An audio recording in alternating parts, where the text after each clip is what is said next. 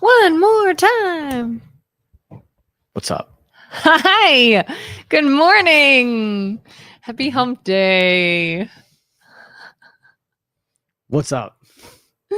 You seem unhappy. Mm-hmm. Very much so. Well, should we start with good things? Or do you want to go straight to bad things? You can't undo my gray cloud of awesomeness. Aww. And vulgarity warning, anybody who's listening at work, this might not be safe for work. So NC-17 yeah, and show rating I will today. do my best to regulate, but I make no promises. So welcome everybody, Youngstown's Talk Channel, Joe and Kelin. Joe's pissed off. You're just a ray of sunshine. So this should be a good dynamic. So yeah, Mark, don't try to win me over here. I know it's great that Derek won mayor yesterday on election day. But it's not good enough news to tip me. Well, that's what I figured we could start with. Go ahead, let's do it. Let's talk about that.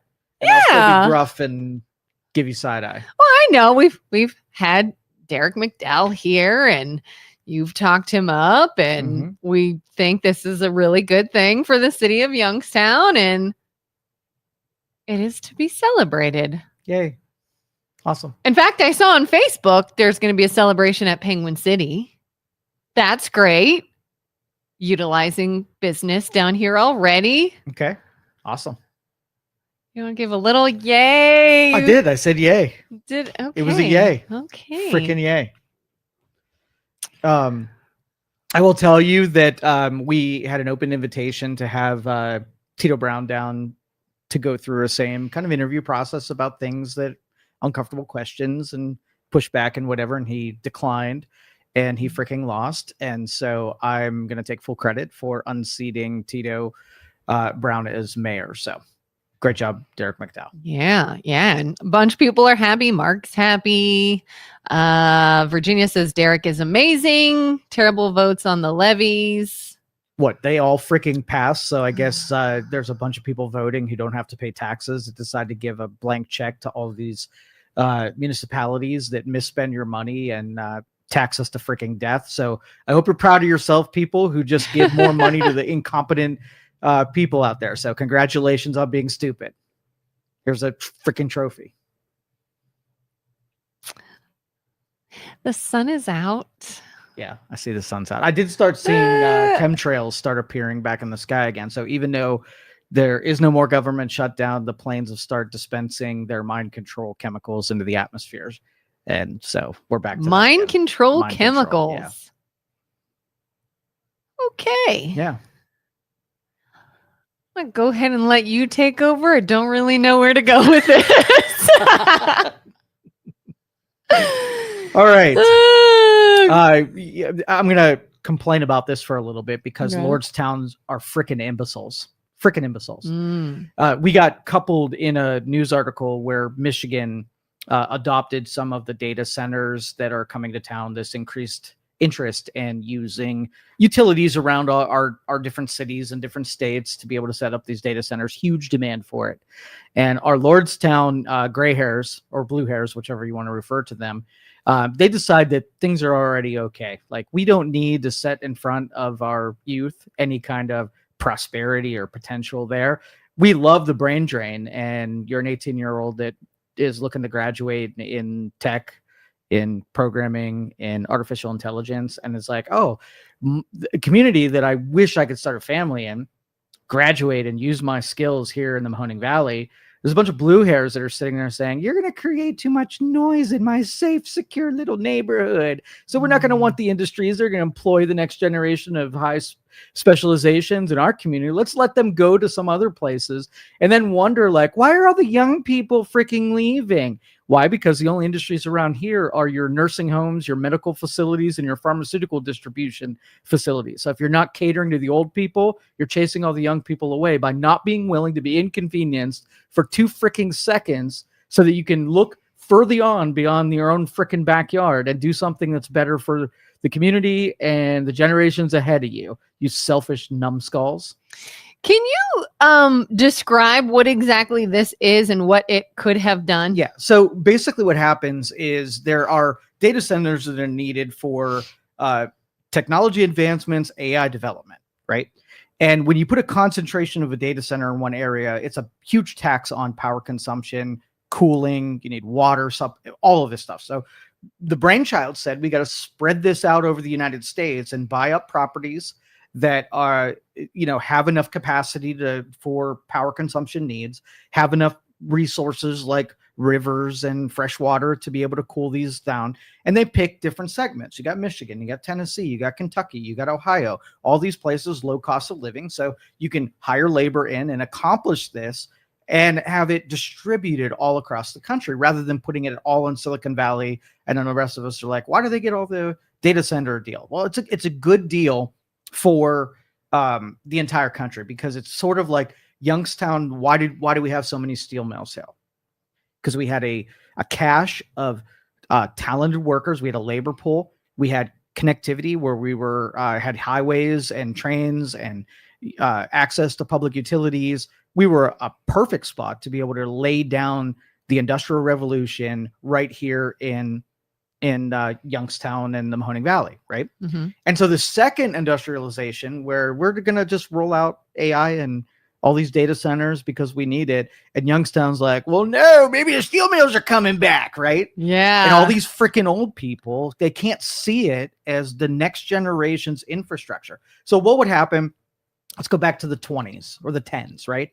And we're like, hey, we're going to have all this development. We're going to build all these buildings. We're going to produce steel for the entire freaking world. Let's pick all these places. What if communities then would have been like, we don't want steel mills that are going to do all this pollution and more traffic and hire hundreds of thousands of people. We don't want all of that prosperity. All these buildings came out of that, right? Yeah. And now we're like, oh, okay, well, I would just want to collect my Social Security and not be inconvenienced by this whole advancement thing. I don't understand it. Yeah. So I don't want it. And I'm so pissed off because there have been hundreds of opportunities that would lead me personally to other communities and states. And I have refrained. I said, you know what? I'm going to invest myself in this valley because we're going to make it. We've got grit. We've got the ability. We got the intelligence. We got great universities. We sell all of the things that can make us, prosperous. Mm-hmm. But then I watch Hubbard, all these communities, almost like in concert, all do the same dumb shit. And it makes me want to say, like, if I extended myself into a community in Tennessee and said, I'm going to create some jobs and I'm going to go out there and entice a company to come to your town. Do I think my community is going to embarrass the shit out of me by then signing petitions to keep what I begged to come to town? They're going to push away because they're freaking dolts, right? Mm. And my community, I know, would embarrass me. I don't know what it's like in Tennessee. Maybe they're a little bit more open-minded and be willing to make a little concessions for the sake of the community as a whole. Well, and that was actually going to be my next question is it only here or is it everywhere? It's not everywhere. It's not everywhere. There are other communities that are adopting it. Kentucky adopted it. Tennessee adopted it. Now Michigan adopted it. So watching all of our competitors, we're all vying for the same, come here, right? Mm-hmm. And we're turning it away and being a big pain in the ass to this industry because, again, the people that are voting for it they can't program a VCR, right? They need your help to tell them what the buttons do on their phone. And they're deciding things like whether or not AI technology and data centers are coming to your community. Just you're over your skis. It's not for you to decide these things. Let the younger generation thoughtfully put investment into this. Well, does that demographic outweigh the younger generation? Yes, or did we just not have the turnout? Huge senior citizen population. People that should not be deciding things when it comes to technology.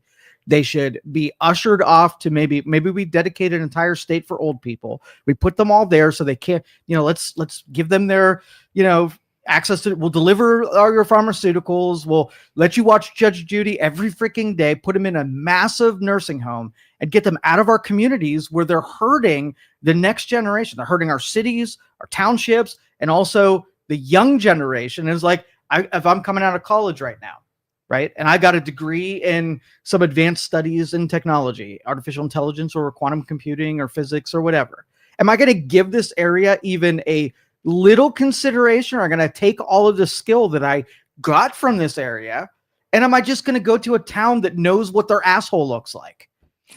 So I'm trying to think then, like, why? What is their excuse? Is it hey, I'm old now, I don't work, I'm on a fixed income, and I can't afford. I don't want to be inconvenienced. This stuff's inconvenienced, or they can't afford it. The inconvenience is this. So in order, like a company comes to town and they have requirements and needs, right? And it's up for our administrators and the people that represent us to go through all of those needs. So we'll use a data center. So what detriments does a data center have on your communities, right? They're going to be a huge consumer of electricity. So if I'm an 80-year-old person that has a fixed income anyway, I'm like, oh, this guy's going to come to town and use up all of our electricity, and the electricity production is going to skyrocket. So you put that on your list. Hey, if you're going to invite these people to town, make sure I'm insulated for energy costs going up. Number one. Yeah. Number two, you're going to have a bunch of jobs coming to a community. So instead of 10 cars going down your road, it might be 100 cars as people are going to work. They're shopping in your communities. They're participating and making traffic congestion a thing, right? So then you put that on your list. Make sure that if you put this somewhere, it's not going to make sure that if I'm going down to downtown, instead of it taking me 78 seconds, it's going to take me 120 seconds. That's important to me. Fine. Okay. Third thing is contaminations, pollutions, and noise pollution. So water, air pollutions as well. And so then you put that on your third list. Like, we want to make sure that if they're using liquid cooling, they're using, they have a treatment facility where they're taking any water that's coming into the facility. They're doing a good job filtering it back out, so they're not dumping bad hot water that's contaminated into our streams and whatever. And then air pollution, whether or not, if the community can't support the power consumption and they set up a bunch of generators behind it, you don't want these clouds of generators. So you create a list of 4 things that are important to your community and say, if you come to town, this is the stuff that we want to make sure you have a really good answer to. And then so the administrators take it to the company that's interested in coming there and says, okay, these are our requirements. We want to make sure that we're not ill-affected in any of these departments, and get the responses on each one of these things. What are you going to do about water? Okay, we're going to run it through a filtration system that when the water goes back into the stream, it's more pure than when it came out. Okay, that's good response. We're going to take the facility and we're going to put it out of the ways, and they're going to pay for right-of-way. We're going to pay for right-of-ways so that instead of coming downtown and through your streets and through your neighborhoods, we're going to make sure we have a good off-ramp from the major roadways that are there, so it won't mess with your traffic patterns. And so, like, if they then answered all of what's important to you, that would be one thing. That's the beginning of a negotiation. Yeah. Our administrators are just fucking lazy. So I'm assuming then did not have this conversation. No, we did not have this conversation in the blind before it's in the beginning, the precipice of a negotiation. The blue hairs came out and basically said, we're going to petition so this doesn't come here, because all of our fears, even though they have not been addressed right now, are real in our brains, and we don't want that. And so we're gonna be against it before anything is actually talked about. I'm not even gonna hear what you have to say. You're stupid. It's an automatic no. It's an automatic no. And Hubbard joined them, and there's one other community that signed petitions to keep the interest even out of their community. Like, we don't want any of that. Not willing to talk about it, not willing to find out and make some concessions. We're just stupid and blind to what our communities need. It blows my mind. Is there, okay, I'm admitting I am literally thinking out loud right now. So this is a thought before I've thought it through. Know that. Is there a way in the future we can somehow affect, I don't know if it would be the taxation of an area or what have you, where any new industry, any new prospects, any new major change to a county, an area, whatever, there's some sort of legislation or law that anything that goes to fund this new venture does not come from anyone age 70 and older or retired or whatever. Like, could there be some sort of law, whatever, passed that is like, hey, look, it's already on the books. Any new innovation to an area will not ever be funded by this group of people indefinitely going forward. And then they know that, and they don't have to sit down and come to a table and hear their arguments and hear what they're going to do to set their worries at ease. That it's already, I don't know. I don't understand what's coming in this area. I don't understand what it's for. I don't know. Young people like it. I don't know. It doesn't matter to me. I'm good. I think we need to minimize direct democracy. And once you become a dependent on something, you no longer get to have a say in what happens. Okay. So if you go on Social Security, great, be representative on all things when it comes to Social Security. But when it comes to something that you don't need anymore, and you don't have a say, or you don't have a dog in the fight, you don't have a liability that's connected with it, you're like 3/4 of a vote, a half vote. Yeah. Right. And let the people who have a stake in their community have bigger say than the people who are just freeloaders and are going to vote against it only because they don't want to be inconvenienced. Right. And if they do have a stake in it, if they are saying, hey, I'm elderly, I don't work, I don't have an infinite amount of money, and this will take some of my money, that's having a stake in it. Whereas if we're like, listen, we've already made it so that this isn't going to affect you financially, you're good. Well, if it affects you, you can vote on it, right? So once you become a dependent, you're on the scam of Social Security.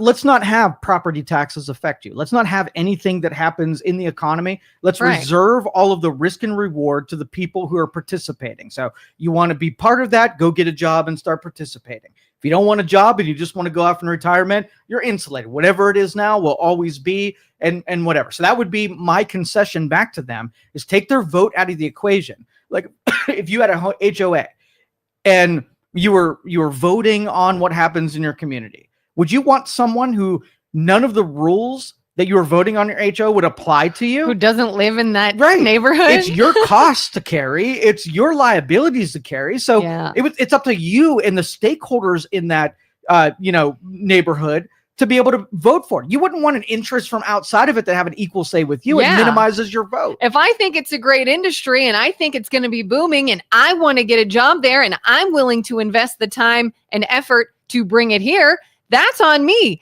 If you have nothing to do with it and you don't want to work there and you are unaffected, shut up. Shut up. Like you're not at this table. And really what we saw in New York with a Marxist, Islamic sympathizers being the mayor of our biggest financial city, the hub of all finances for the world.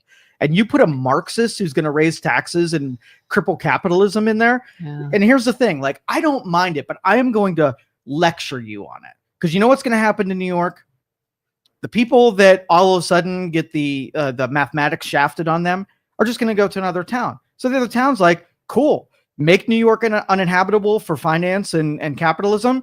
And then Tennessee will be like, bring it, baby. Right. Yeah. But that's not going to stop me from lecturing and telling you that you are stupid for making this move, because all of the consequences that I can warn you about will reveal themselves. So if you want your grandkids, right, to go to another state and city in order to further their career, right, then vote against the data center. That is in the cards. I will tell you. So you can't ever come back at me and say, and complain about why don't we get any of these big companies that are coming to town and give us a chance? Why don't anybody give us a chance? Like, why are we so neglected here? And I'm going to say, dude, I watched a dozen big opportunities come to your town, and you know what you did? You let dumb people be in charge of the decision making, and they wouldn't give you a chance because Tennessee is like, ooh, pay attention to me. We got resources, and we're not going to be a pain in the ass like Northeast Ohio is. Yeah. So if you want to be a pain in the ass, you're going to have all of the downside of being a pain in the ass, and that's right. And I disagree. I want to stay active in this area and be pro-business in the area, but you guys are embarrassing me and effing me over every time you do something stupid like this. Dumb people, shut up. Smart people, go be in charge. Pisses me off. Did you see Trump's reaction, what he said about the guy winning in New York? I mean, silver lining, he's like, this is great for Republicans. He's like, this is great. Like, way to send everyone running to us in just a short while. We should be proud of what New York City has become and what it's put together. And I don't want it to be like, as much as I know that Mondani's going to fail in, crisis and chaos. I don't want that for a city that we should be proud of. It's a gem. We should protect it. We should know why it came to be the way that it is, and not let some dipshit come in there, wreck it all, and then we've got a great example. So Republicans getting elected. F that. Like, I want proud people to protect what they have, and not a bunch of, I don't even know what to call them. I'm going to blame Gen Z for all of this, because now they got this idealistic view of what is possible, even though the mathematic never plays out the way that they say. They're wrong more than they're right, and they've effed up a major city because of it. Yeah, Vivek Ramaswamy. He made a comment that I kind of agree with, but it's also sort of a shame. He was saying, we Republicans, we got our asses handed to us. Yes. And he said, and what I think we need to do going forward is we've got to focus on affordability. Things have got to be affordable to people. And unfortunately, it feels as though we as Americans are just overall in general so short-sighted. We don't have the ability to see long-term, to play the long game. Everything has got to be affordable right now, even if that means kicking the problem down the road. There is no solving of anything. There's no making sure a problem doesn't come up again. It's what's going to happen right now. Where do I see the savings in this moment? That's what I'm going for every time, even if it doesn't make sense. And it will never work long term. Well, we can't agree with the terminology of affordable even is. Like, is authentically affordable versus subsidized affordable the same thing to you? Like, let's just say that's what they're like. Oh, I'm just seeing this. Okay, like, this works for me right now. I'll give you two examples. Let's just say gas is unaffordable. It's $3.49. Fictitious, but we're going to use it because it's a little bit magnified for this example's sake. Mm-hmm. So gas is too expensive. So you have a candidate A who says, here's what we're going to do. We are going to create more supply, create more competition, so that gas prices authentically go down because there's more of it. And through competition, there's more of a push to get a lot of the margin out of what is at the fuel pumps. And candidate B says, we're going to go over to this billionaire over there, take half of his money, and we're going to let gas cost the same, but we're going to use this guy's money to pay half of it. So now gas is $1.50. The authentic version of it is that you did the controls on a market level, and you did the other one on some stupid math thing. Like, so, this one has some longevity to it, right? Because it's real. And you can mess with it when it's real because whatever. What happens when, the billionaire that you were shaking down runs out of money? What happens to gas prices? It just goes back to where it was authentically. With no market forces on it, do you think the $3.50 gas is going to go to $5.60 and we're going to require more from that dude to pay more of it? You're as a consumer, it's still going to pay $1.50. But when it goes to $5.50, you're like, what the F happened? Oh, we ran out of people to shake down. Yeah. Or sentiment changes, so the subsidies changed. One is reliable, consistent, and true, and the other one is an illusion that was delivered to dumb Gen Z people who want to believe in Santa Claus and Easter Bunny of the economy. Like, it blows my mind of how stupid people can be. Stupid, short-sighted, yes, self-absorbed, selfish. Like, it's so when Vivek, any Republican out there that wants to be successful has to lay out the groundwork of not making things affordable in the ether, right? Affordability isn't the consumer's end goal or the end price. It's what things actually cost. So if you had Tylenol, it costs $600, and I'm like, Kelin, I can't afford a $600 Tylenol. Like, you get to decide whether or not what you're going to do, what things you can do to either make Tylenol more expensive or less expensive. And you got everything in your tool belt in order to make that happen, right? Mm-hmm. So day number one, Kellen's like, hey, I got a master plan. I'm going to look at the ingredients of Tylenol, which anybody can produce, and I'm going to go to XYZ company. And I'm like, okay, how much does it really cost to produce that pill? And they're like, oh, it's 79 cents, right? And what about your distribution? You got to put it in packaging. You have labor go through on the assembly line and put it in bottles and get it on store shelves and all of that. What's that cost? Oh, it's good. End of the day, we got $4.50 in this Tylenol. And we're on the up end, like $4. And so, okay, well, we're going to give you like 30% margin. So we're going to let you charge $6. And I'm going to bring XYZ company and let them come out into the marketplace, cut the regulation, and compete directly for the Tylenol. I'm going to say, hey, I couldn't do anything about Tylenol, but here's this. This one costs $10, and this one costs $600. So which one is Kelin choosing?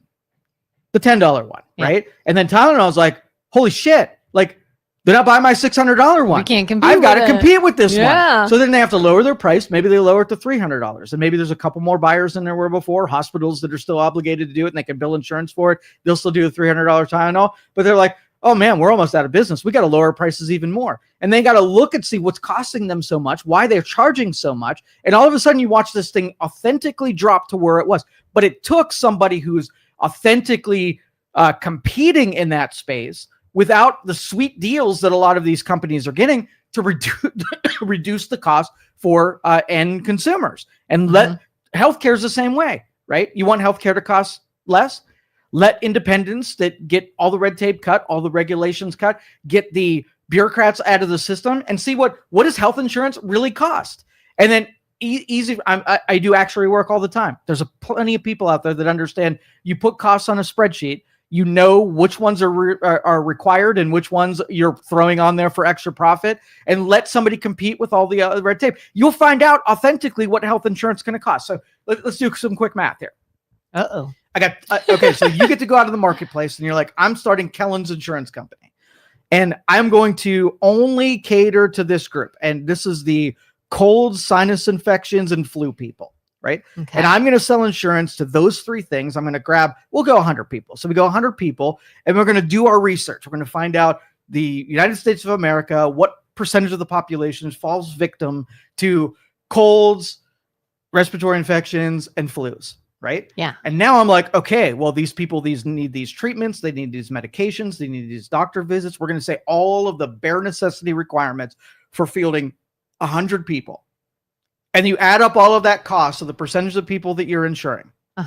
Right? Yeah. So let's just say it's $10,000 for 100 people to have the required amount of pharmaceuticals and doctors' services and whatnot.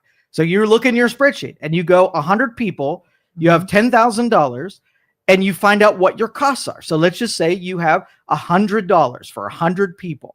What now have I generated from charging you a premium? I've generated $10,000. So I'm at equal. And I'm like, well, I got people in my office that have to work and be paid.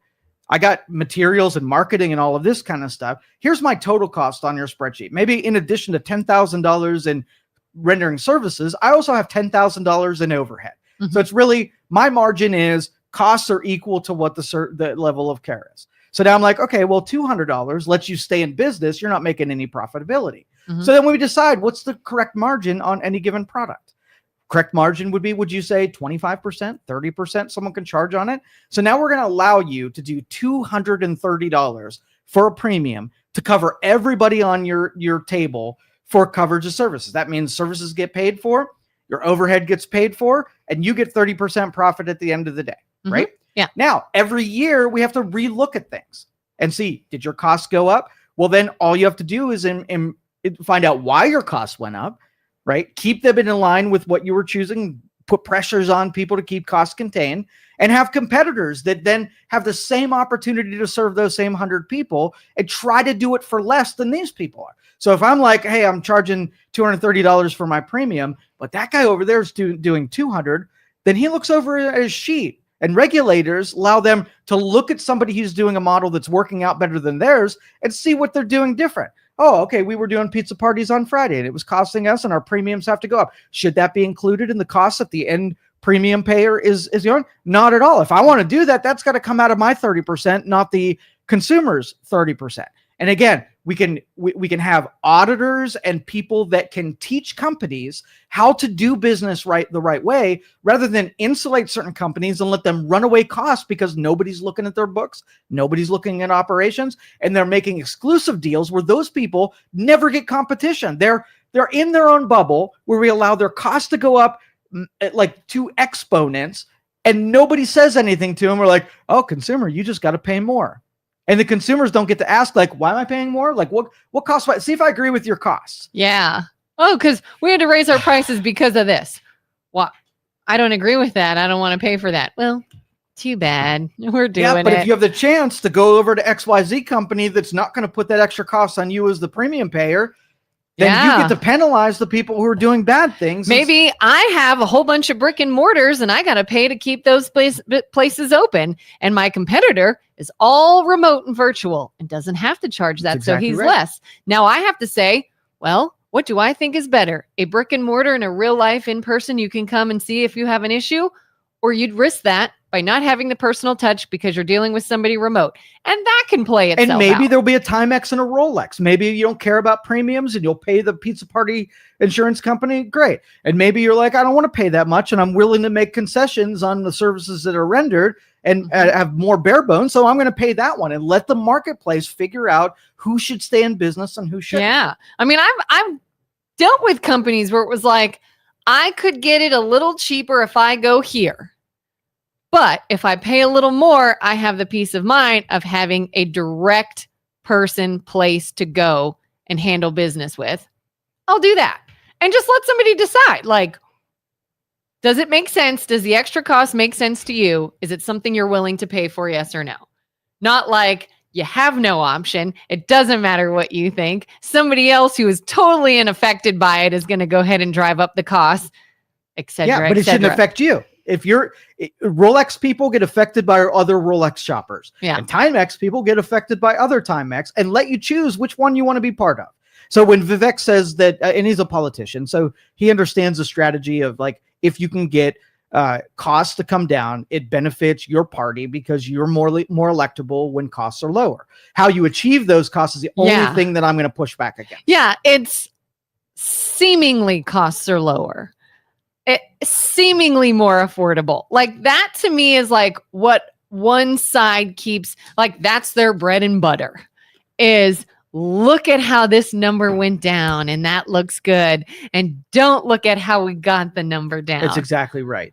And consumers are really good at getting hoodwinked, and they vote for things and they support things that are not really in their best interest. And if they would just ask a smart person, like what was really good about everybody from boomers older, they were really good when they knew they didn't have a specialization, when they didn't know something, they were really eager to ask someone who was smarter than them.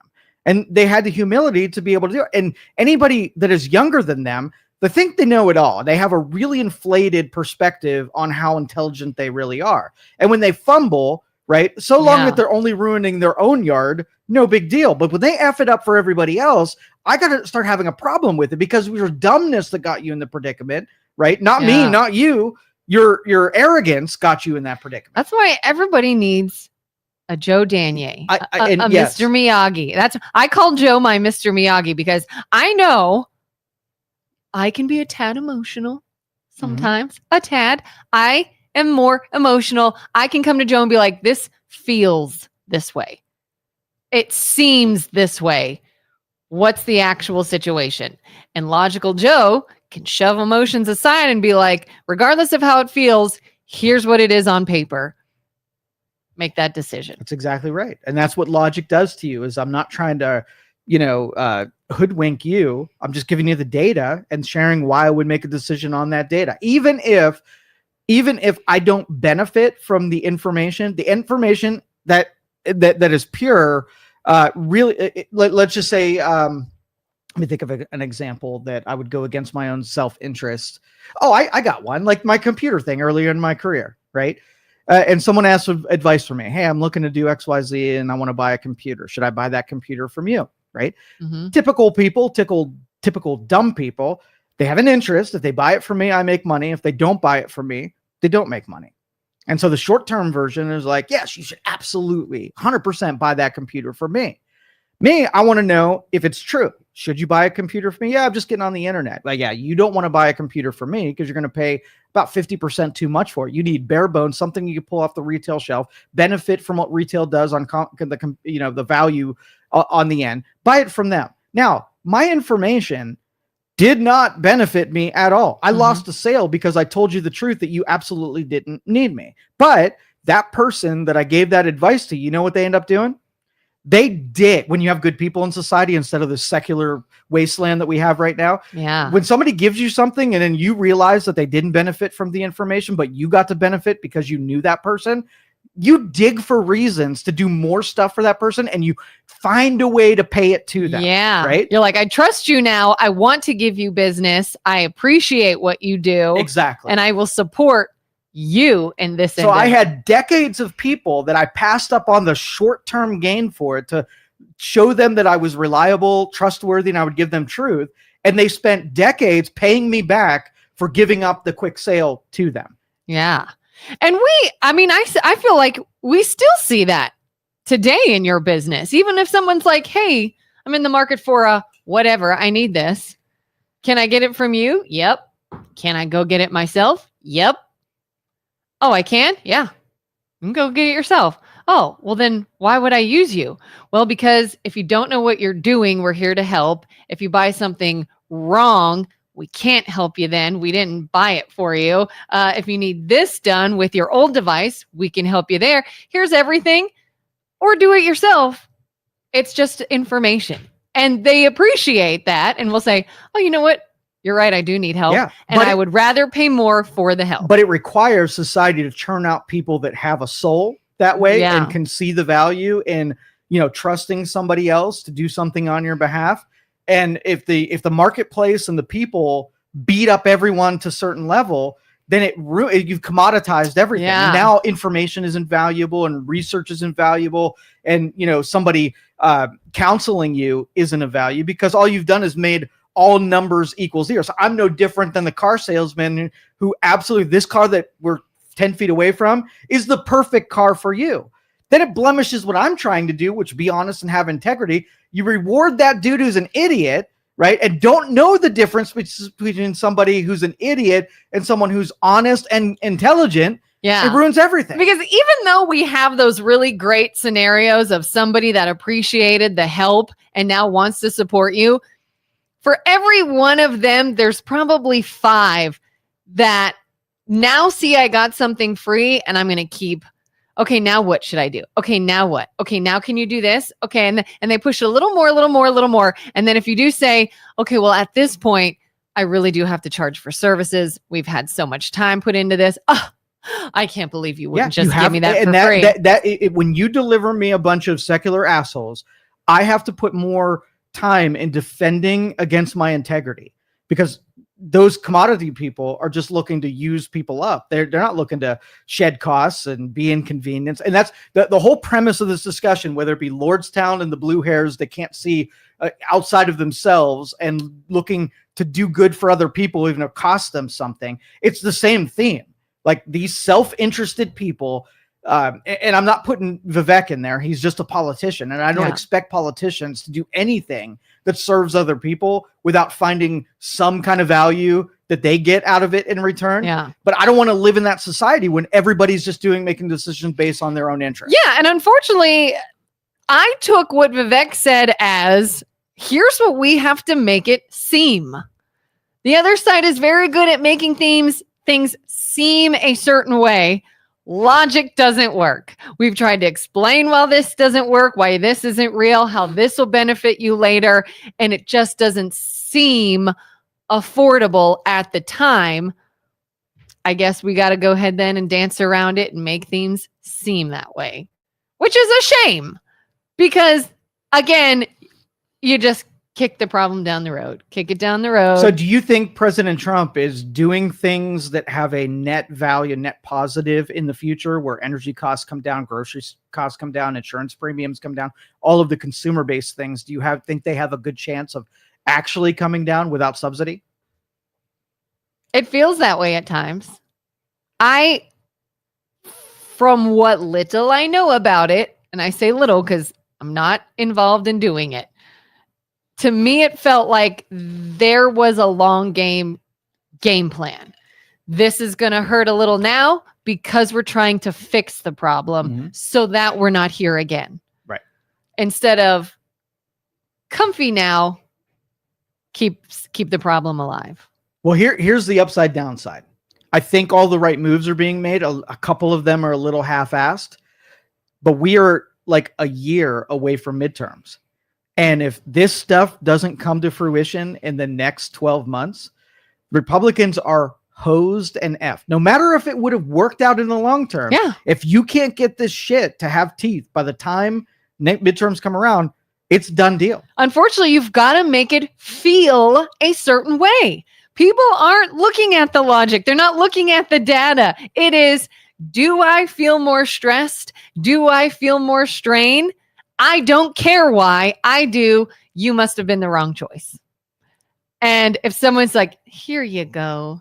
Here's some relief for you. Oh, thank you. I feel better. You're the right choice. Yeah, wait until you get a year down the road and you see where I got that from. And you're like, oh, shit. Well, we'll use data centers as our deal. So is the United States, is it the best place to put data centers? No, it's the most expensive place to put data centers. Okay. Right? Let's just say we went back to policies of over a year ago, and there were no real tariffs to be able to sell products to places like China. If we went to China and say we need 100 data centers all set up in the middle of nowhere, they have no environmental controls, they have slave labor, they have easy access to every technical gadget and all the energy that you could ever get because they have no restraints that we do. Mm-hmm. We could probably do 50% of our costs by just outsourcing all of our data centers to China. And we didn't do that. We're like, let's do some homegrown data centers. Let's use our own chips. Let's use our own vendors. Let's set this up on our own communities. It's going to cost more regulations. It's going to be more effort to be able to get it to happen. But we want this to be United States jobs, manufacturing, and whatever. Right. Yeah. So while you're waiting for this industrialization to roll out, you got to be patient and let it fully roll out. And you got to keep the rest of the world at bay so they don't, when you're just there, gang tackle you and take the advantage that you earned by taking the risk and making the first step. Right. So, but I don't think that's going to happen within the next year. So fuel costs, do you think fuel costs are going to come down? Do you think retail goods are going to come down?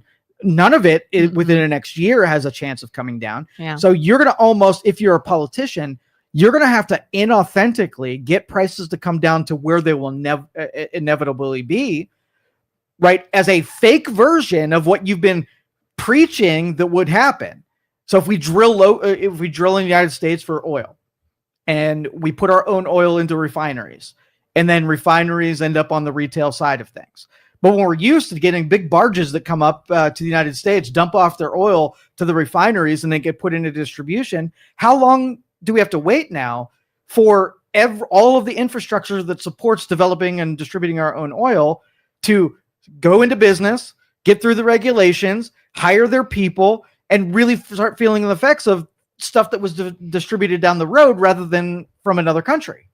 Not a year. Takes time. It does. And I think that's something, I mean, I've literally heard Trump say, this takes time. This will take time. Mm-hmm. We're all going to see it, but it's going to take time. Unfortunately, we're dealing with a country full of people that I don't want anything to take time. I want to see a benefit now. And if I don't, you must have done something wrong. But the political calendar says that, let's just say the costs aren't in line, and the Democrats are going to point out, all of the higher costs that we're paying right now. And then they take over the House.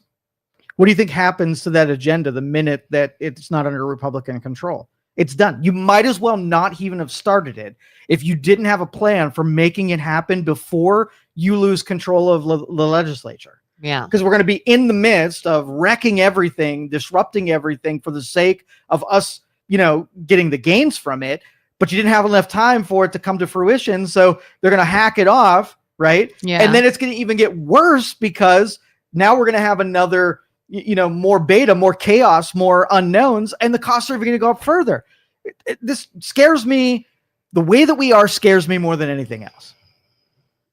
It does. And part of me thinks I didn't get super worked up after these results because I tell myself, look, this is not new. We go one direction, we flow in the other direction, then we flow back to the other direction, and we flow in the other. Everybody who loses an election screams and cries and shouts it's going to be horrible and chaos. And then when their side wins an election, the other side screams and cries and yells, everything's horrible and there's going to be chaos. So what will actually unfold? But what the biggest scariest problem is, like you said, is there's nothing we can do. Right. Except be pissed off and get in front of a microphone and complain There's about it. nothing. Like, I don't want to say like voting doesn't matter. But do you feel like it matters when, regardless of what size you put into power, any progress will be undone? And then the other side will come in power and that'll get undone. And then this gets undone again. And it's just like, doo-dah, doo-dah. Like, it's just every election's the same bullshit and nothing actually gets done. That is true. And everybody that has the ability to actually create change is in it for themselves, and they'll never vote themselves out, and they'll never vote for anything better, and they'll never vote for change, and there's nothing we can do. Yeah. I'm going to read back through. We got a billion. Yeah, we got a lot. Effing ranting.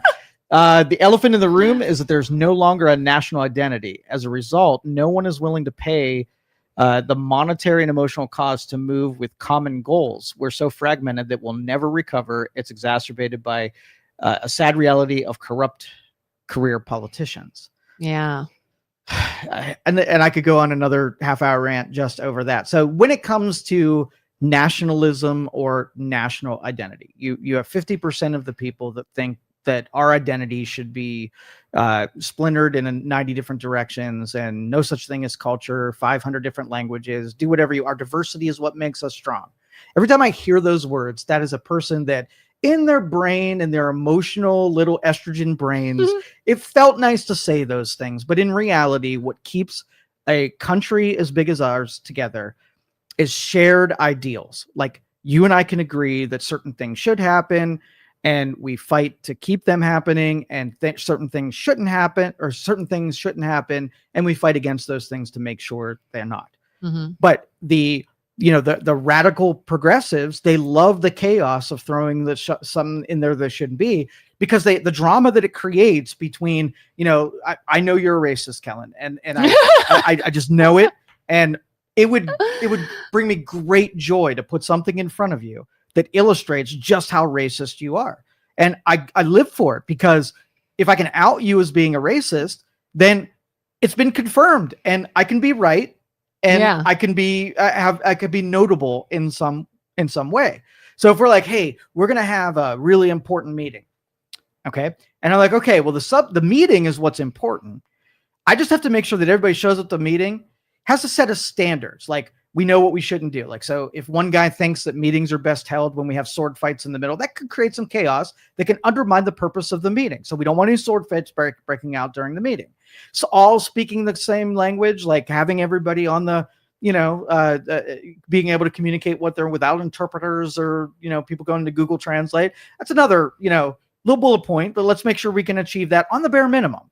And maybe having how meetings go, like in the House of Commons, if everybody just, when they need something, they scream it out and yell at each other, versus you hit a little button, your light comes on and we call on you and then you share your thing. So set of standards that all of us have agreed that this is how a meeting's going, right? Yeah. Now, if you're a progressive, not, mind numb Gen Zer, right? Yeah. The chaos is what you're infatuated with. So you want the meeting with sword fights and no common language and everybody screaming everything out. You love the chaos that is. So you can say all of the things that you want to say because you've created the entropy that lets you claim those things. Versus the person is like, okay, there's going to be some differences that are out of control, but there are certain things that we can maintain as control so that the purpose of the meeting is done. All those other things are not important. Purpose of the meeting is why we're here. Yeah. It's like the epitome of like too many cooks in the kitchen. One group wants that. The other is like, lives for doesn't work out. Yeah. And so, when you say something like, well, the United States, you could speak as many languages as you want, but let's make it so that you speak English so that you could do business with everybody else. You can make requests. You could speak with everybody, whatever. And if you don't want to speak the language, then you can't get to certain benefits until you learn how to speak the language. It seems cruel to say that because you're picturing a person that didn't have enough time to learn the language or whatever. Like if you plopped me in Italy right now, I would not be very effective because I don't speak the common language there. So I either got to come to terms that if I'm going to go to Italy and they speak a certain language, it's up to me to learn how to speak Italian so I can participate. Or I'm like, I don't want to learn any language. So I'm going to force everybody in Italy to learn English so that I could participate. Your whole country cater to me. Exactly. So that diversity thing, that fragmenting of the standards, and I don't care what I have no affinity for English. Just so happens that it's the lowest hanging fruit, that if that's the majority of speakers, right, then that is the common language that I would learn how to speak if I wanted to do business here. I would not force and coerce other people to do something because I have a lack in my ability. If I want to, if I'm an Italian speaker, I'm going to do business in Italian speaking countries, period. And if I go outside of that, it's on me to be able to learn a language from another country. And there's that fight again too of the emotion versus the logic, because somebody who's trying to win against you is going to be like, well, you're a clear bigot. That's exactly right. And you think everybody should just be the way you are, and you just want one religion and one language and one whatever because it's the one you like. And you're saying, I want these things because it makes sense. Yes. Because why would we make 1,000 people change so that one doesn't have to? Well, and if you took a strict democracy and you just put it up to vote, right? You're like, hey, you know what? We got all these languages. It's getting in the way of things. We're not getting stuff done. So pick a language. Don't care which one it is, but let's agree with it. Yeah. So the logistics person would probably put all of the available languages. We'd poll everybody out and find out. Now, does it make sense to start with a language that is in the minority? Like Swahili probably has a 1% contingent here. So it's on the list, right? Yeah. Versus English is 95% of the people that live here. From a logistics, like which one's easier to achieve? Converting 99% of the public to be able to speak Swahili, because I don't care. It could be Swahili. Yeah. Just let me know what it is. Or would it be easier to take the common language and roll it out to the 5% or 1% of the people who don't know it? Way bigger, easier of an undertaking to standardize it by rolling it down from the low-hanging fruit downwards. Yeah. Agreed. Religion. Right. And what role that it plays foundationally in our country. Can we agree that everybody's just 100% free to practice whatever religion they care about so long that it doesn't affect anybody else? Yeah. Okay. What about religions that require you to mess with other people for the sake of your religion? Now we're going to have a problem. Okay. So if I'm one, you're the other, and mine says that you shouldn't be alive, and I try to unalive you because my religion told me so, that is extended beyond me. And I can't just unalive you as a diversity of religion, right? Yeah. If my religion calls for me to pray in the middle of the street at 5 o'clock every day, and while I'm praying, I'm creating traffic snarls and whatever, now you've affected other people. So practice religion that nobody can even tell what religion that you're practicing. You don't have to make any special accommodations for the religion that you practice. Do it in your own backyard and nobody cares. If having those strict guidelines on your religion that you must do this, there are countries that will follow you and go along with that. Ours is not for that. All right. Culturally. All right. My culture says that you can have 18 wives, right? Mm-hmm. Your culture says that you have one wife. All right. Should I be able to practice my culture where I take on something different than you? If I have one checkbox, so long that affects no other people, right? Yeah. You are free to practice it. If it affects other people, that's where my red line is. So does pluralism, or what is that called? Polygamy. Yeah. Plural marriages or polygamy. Do you agree with that we should let the Utonians do their thing, or does it ill affect society to have multiple wives? Having not truly looked into it, so a shallow understanding of it, it doesn't seem like a great idea. It doesn't seem to ever really work out that well. Okay. From a social standpoint. So if I told you that there were 1,000 practicing polygamists in Utah right now, and you've never seen any effects from it whatsoever, why would you care what somebody's doing right now that's not affecting you? If it's not hurting anyone else, like I said, from a social standpoint, do I think those marriages and those relationships are strong? I don't. But is that their problem and no one else is brought into that problem? Have fun with that. Except like if they extended it where every guy had 100 wives and they were scooping up all of the blonde hotties out there, and so there was no blonde hotties for the rest of us, then I might start taking exception with that. You're like, this isn't fair. Come on, be Be kind. Quit being and share. selfish. Freaking share. Okay, then other cultures, and we're going to use language here that doesn't get us banned from social media. All right. So there are cultures that that lower the age of consent, right, to real low. Culturally, very inappropriate and illegal. Something that we would not we would have a problem with. Yeah. That's affecting other people. So that's the issue. Okay. All right. Let's read some more comments. Let's see. Julie says, let's look at the pattern of Dems versus Republican regimes in the economy. Dems win every time. Yeah, when you blast free money into economies and they respond that they like that, no shit. When you do it authentically and we know where things are at without the blasting money into it, even if it's worse, I feel better about it because at least I know it's true. I can remember years ago when Obama was president. I remember I was working for a company and the HR person gave me my paycheck and I was like, hey, why is this a little more? And they're like, oh, actually, they're taking fewer taxes out now. Obama just passed something that you're now not taking this out of your paycheck. So it'll be in your paycheck. And I was like, oh, thanks, Obama. And she was like, it's not free money. This will be paid elsewhere. Like that's the epitome, I feel like, of people being like, oh, look how cheap this was. Things are good. And it's like, no, it's not free money. It's not going to be good. Yeah. And most people will choose the illusion if it feels like something's cheaper, even though it's fake.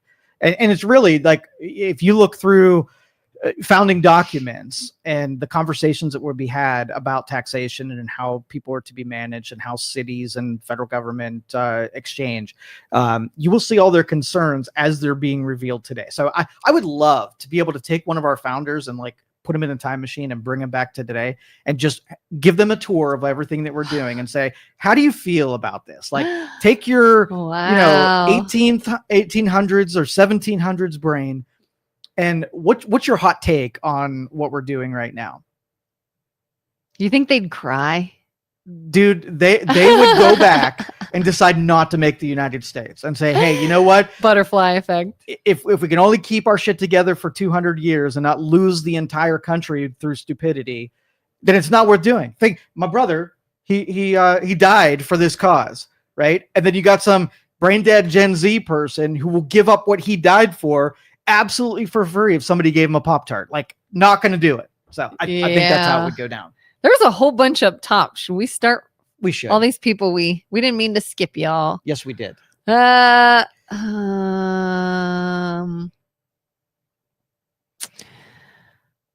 Pure joy this morning. Derek's campaign team are a collection of diverse, hardworking rock stars who care about our community. We sure are. Finally have an honest man where one needs to be. Hey, what happened to Tito's car? I don't know. Do you think that was true? Water department money was used to purchase a vehicle. Of whether or not that vehicle then becomes the possession of the next person, property, or does that become a personal vehicle? Because if I were Derek and that Cadillac became mine, I would auction that sucker off, put that back into the coffers, and make a huge deal about how we don't take luxury vehicles as a benefit of being mayor. So that's a good point. Joe, as much as I would have loved to have a data center here, other communities that allowed these data centers to build up are regretting their decision. 50 jobs added to have increased electricity costs for citizens, noise pollution, and other known issues. We already have an increased electricity cost. But yes, I agree with that. And that all my requirements is you have the conversations about those concerns. So if Tennessee, they had an area that couldn't produce enough electricity, and that's a cautionary tale. And then you find out what other communities did and say, all right, let's build into our contract so that doesn't happen. But the mind numbedness is when you say across the board, no, it's only 50. Like Lordstown is, they had 10,000 employees that came into town with a huge facility, a car manufacturer, right? Mm-hmm. So if they were sitting there thinking like, we're not going to let anybody in our community unless they can bring 10,000 people, you'll scoff at the little 50 tech people that are running your data center. But collectively, if you're talking thousands of these data centers spread all over the United States, when on the aggregate, right, you're going to have the same amount of people, just not concentrated down the road. They love the taxes from GM. They were willing to tolerate a whole lot. They were their poster child for what we want, right? Yeah. High paying, high tax revenue corporation. This little data center is only going to employ 50 people. We don't want that. So ignore any potential because there were missteps. It's only 50. Instead of being like, okay, well, here's something with potential. That's exactly right. Here's some of the things that went wrong with it. So let's retool, figure out how to avoid that, but still keep the potential. Exactly. I would, if Lordstown took all of their concerns, right, and they had debates about them and they got responses, and if they would have decided, yeah, you know what, I think our community is too small. You're not going to be able to place this far enough away from residential.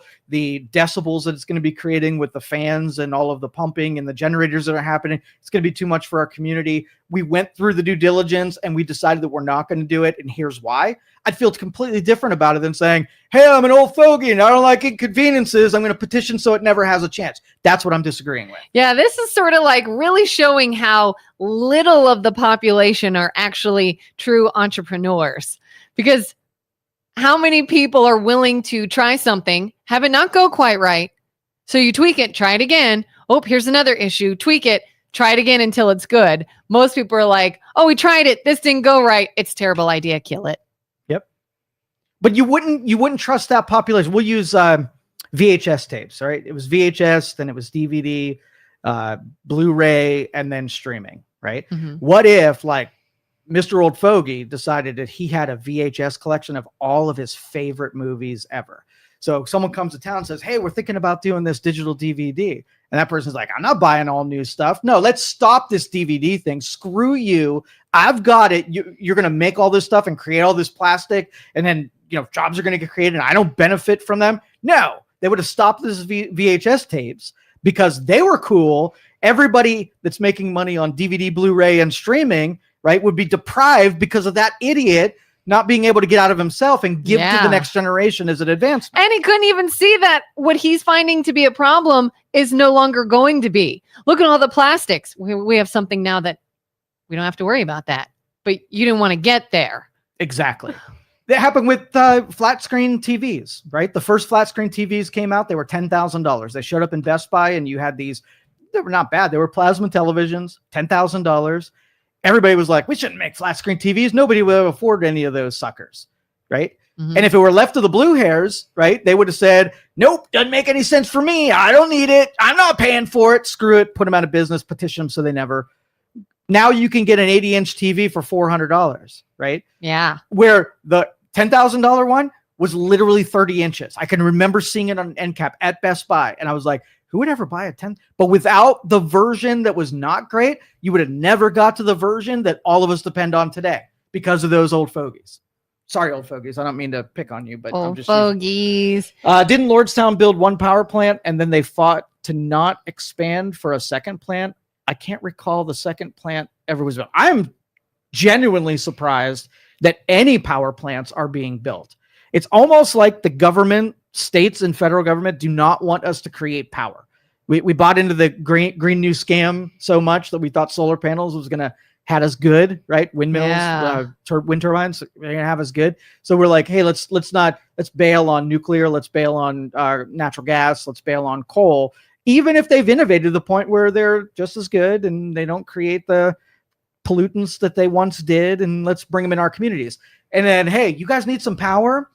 Building a power plant in the United States takes 20 years. So here's what we're going to do. We're going to put a power plant in your community so you guys can have some output there. But talk to me in 20 years when you can actually use it and do something with it.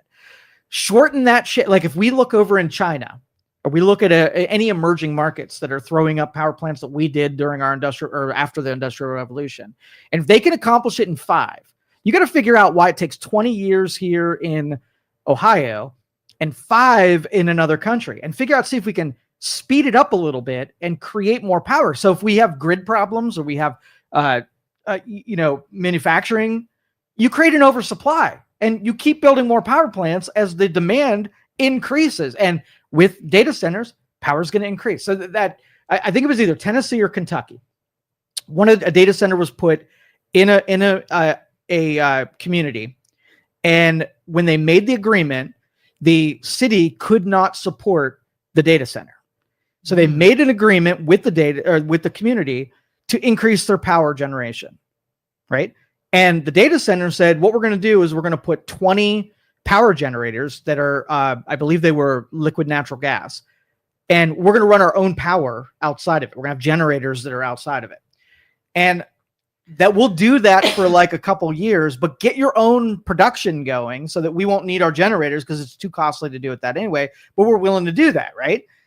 And the city couldn't keep up. They didn't advance. They didn't create any more power. So now that data centers actually added more generators than when they first built, because the city's part of the obligation was to create more power and they couldn't keep up with it.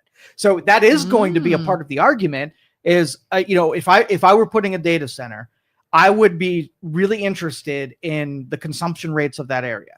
So if we have the ability to create power and we're only at 40% capacity, I know I can tap in with that 40% capacity, bring it up to 80% without messing with anybody's consumption rates. I'll pay the regular rate to everybody, maybe even a little bit more because I'm taking some. You can invest in your infrastructure and 2 years from now, I'm probably going to need more. So start building more with the extra money you're going to make because I'm buying your stuff that was going unsold before, right? Yeah. And that would be a good example of how we could solve our energy issues by using data centers to keep ramping up production. But it's the other direction where municipalities and these small communities are so inept that even if they wanted to generate some power for it, they wouldn't even know what to freaking do. And the federal government will keep them hamstringed so that if they wanted to and knew what to do, they wouldn't give them the permitting or give them the nice runway to get it accomplished. So anyway.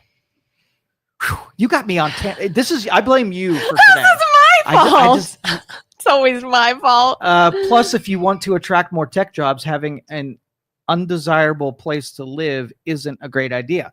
I've been in an airplane. I've flown over this United States. The occupied areas are dwarfed by how much space is available. Whether it be federal land, like that would be great use for federal land, is put up a couple of power generation or data centers on all of this federal land that the government's just, refuges and elk territories. And why is it? So what makes it undesirable? He says this place is vacant of tech jobs. So the three things that I mentioned: 1, heavy power consumption; 2, noise; and 3, traffic. So if you have a city that only 10 people drive through and it automatically goes to 100, now you have traffic congestion where you didn't have it before.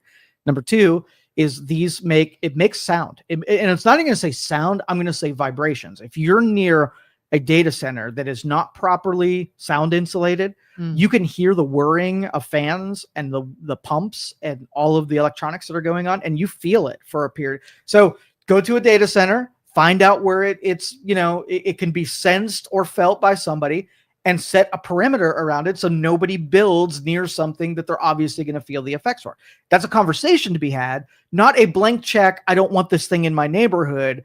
Find the data first before you say no. Oh. Yes, Ralph, I'm very pissed off today. I apologize. When the people who should vote don't vote, this is what you get. Yeah. What was it? 10% of the city residents of Youngstown voted. Like it was 8,900 out of 60,000 voting residents. Really? Yeah. Why do you think that is? What you said. It's politics. Like nothing ever really changes. Yeah. They think it's pointless. I'm going to leave my house to go do something that's not going to change the dynamics of how I live my life. It could be, an AI robot doing it. And it's not going to be any better or worse. So people have given up that vote is connected. Because what happens if somebody comes out to vote for something that they think, like you said, has so much potential and this could be good, let's go ahead and do it. We vote yes. But because it takes time, by the time it's really going, here's the new election season. Oh, we don't like where this is going. We vote no and it's killed. Yep. Politicians squandered people's will to be participants. That's what it is. Impressed with Joe and his versatility going from the MLO Bros one day to Kelin. Yeah, it's like 17 IQ points between shows. I was going to say, I'm curious about this comparison. Yeah. What is MLO Bros versus Kelin? What is that demographic? The people who listen? Okay, so it's the difference between let me take like a video. Okay, so a car crashing into a herd of donkeys is the MLO Bros, right? A car crashing into a herd of donkeys. Yes. And the Kelin and Joe show are someone's doing an alteration on a car that gives it the ability to traverse space and time. So watching these two videos of adding value and making something, work better versus the devastation and fire and explosion of the car. I'm honored to be a part of the latter. Yes. I wouldn't have thought. But it's interesting because sometimes I'll watch MLO Bros and I'll think, are we not entertaining enough? Is that what the people want? Poop jokes and running and I don't know. Well, that is what we've been charged with here, is to bring the attention to this kind of conversation where we don't I could very easily flash breasts, right? And do all of the easy ones, right? We can do that. We can do car crashes. Everybody can do car crashes. Yeah. But we're trying to get people conditioned in to upping the standards. I feel like we're all about variety here. Yeah. Talk about diversity. Yeah. You've got MLO Bros. Right. You've got us. You've got sports. You've got toys. You've got Youngstown Studio is so diverse with its you could watch Jerry Springer and what's his name? Neil Tyson DeGrasse, yes. whatever, in the same week. Yes. And everybody needs those dosages. If you just watch all Judge Judy, right? Then Stephen Hawking first Jackass. That's right. You need I on watch one them channel. Both. I watch them both. Yes. On one channel. You need different helpings. Things that stimulate you in one way, things that stimulate you in another way. You need both of them. Giggity. Stimulate.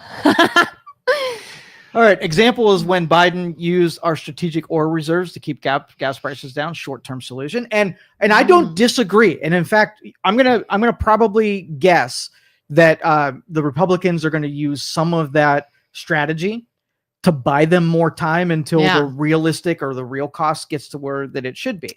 So long that we know that's what's happening. Yeah. Right. Yeah. Because remember way back when Trump was signing all these executive orders and one of them was Gulf of Mexico to Gulf of America. And we had said, does this feel like Trump's version of throw crackers on the ground for the toddlers so daddy can get some work done? Right. It's almost like they are going to have to come down to a level that people will understand and be like, all right, here's your whatever. Are you good? Now I have to go fix some problems. They almost have to concede some in order to just make people feel good, if that makes sense. To be like, hey, look what they did. Look what they gave us. And it doesn't matter if it makes no sense. It doesn't matter if it's fake money. It's just, we got work to do. And this is the only way we can get the crying to stop, appease them, keep moving. Yeah. I will not be happy with it, but I will understand why it's being done. Yep. Let's look at the patterns of, I did that one already. Yeah. Let's see. Hey, I can 3D print and design models. Would you have some ideas I could design, and what are your thoughts? As what you should do, what business should you get in, what industry should you pursue? Okay, so these industries that come out and there's some novelty to them, when you have someone who buys a $2,000 3D printer and they print tchotchke, right? Just little knickknacks and whatever. And you look at it and say, yeah, you can do it. And you're proving a concept that things can be printed in PVC. What's the real usability in the real marketplace? Yeah. And if you do it and sell these things for $7 a piece and whatever, I can see that's a little bit, it's cool. And without you, it would not progress very far. Right. Yeah. But then the Navy gets a 3D printer, and while they're at sea for 6 months, can print a bolt if something goes bad on their ship and don't have to return to port. And you're like, the tchotchke guy got us to the point where the Navy's actually using this in real life. We had a customer that did engineering and design on inventions, right? Mm-hmm. And they used to have to take the designs and send it off to a prototype company, have to wait about 2 months, and then they would send them a plastic version of the prototype so they can show it off to investors. Well, they bought themselves a 3D printer, and now for about 70 cents, they feed in the CAD drawings of what they've already designed. The 3D printer spits out a prototype, and they can have it within 30 seconds of needing it rather than 2 months worth of needing it. That's cool. Without the tchotchke people, that wouldn't have even been an option. Yeah. So I consider everything from VR to 3D printing to quantum computers and AI as all very much on the pre-development side. In 10 years, you can make some speculation, but you don't know where they'll be. So if I'm putting money in it right now, I'm saying if somebody comes in and say, hey, my grandkid's about to graduate for college and he's got some skill sets in all these different departments, which one should he pursue? I'm going to say AI is number one at my list, because how many different people are going to need that specialty and how few of those people there are out there. So that's number one. High marketability, low cost of entry. You could learn. You and I could learn this stuff today. There's no barrier where you have to go to a college to learn it. You just have to have interest in it, dig into it, play with it, download it yourself, and you can get invested. I keep seeing ads on YouTube for a seminar Tony Robbins is putting on, and some other guy, I don't know who he is. And it's AI. What do you need to know? How can you use it? Things you will need to understand. Yep. And it's like a virtual seminar people can watch. Would you recommend something like that? Like, people better sort of get in the know of where this is going and how they can best utilize it? Yeah. And I look at it from a market perspective. As that person that asked, I've got a skill in 3D printing. Well, there's certain things that trigger in my brain. If you have the ability to do that, what capability do you have that most people don't? I'm gonna take that capability and find out where in the marketplace they need that skill set, right? Whether or not you go into direct manufacturing for yourself is not using the 3D printing skill set, it's using your business savvy. So if you don't have this business savvy, I wouldn't have you do that, because you're going to have inventory that you're going to be able to create without your ability to sell it. But if you have, for instance, let's just say a year from now, we have large scale printers, right? That use of concrete lay foundations for houses, and they actually 3D print houses. And I think that's going to be big industry. Well, your skill of printing in PVC proved the concept that you can throw designs in there. And, when you're printing in PVC and you make a mistake and have to start over, you're out 17 cents. If you're 3D printing a house and you have a mistake and you got to start from scratch, now you're talking thousands of dollars. So someone who's really good at the design side that feeds it into these industrial 3D printers, I need that skill set so that I don't lose a bunch of money trying to do something that's pretty new.